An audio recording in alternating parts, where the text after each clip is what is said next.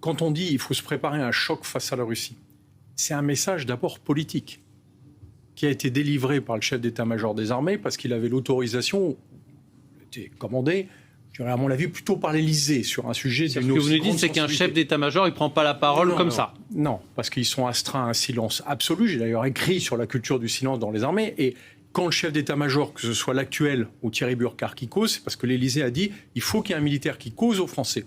Pourquoi il faut causer aux Français? Parce que ce qui manque le plus dans les arsenaux militaires, la seule arme qui fait la différence dans une guerre, c'est la volonté de se défendre.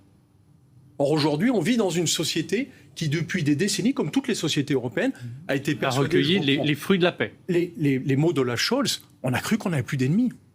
Et on a essentiellement des armées qui ne se sont plus battues depuis des décennies.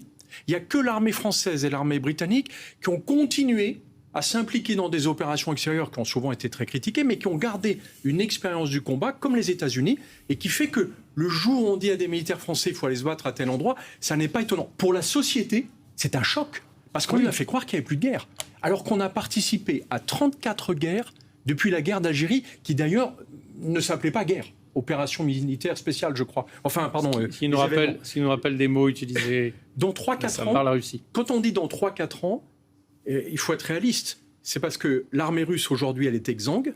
Donc on estime qu'elle n'est pas menaçante tout de suite. On n'est pas complètement sûr.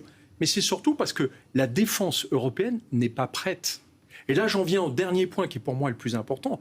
C'est que l'effort de réarmement que fait la France, puisque là, on parle des finances françaises, il est important, mais en réalité, la seule échelle qui peut permettre d'être dissuasif vis-à-vis d'un empire menaçant comme la Russie de Poutine, c'est l'Europe.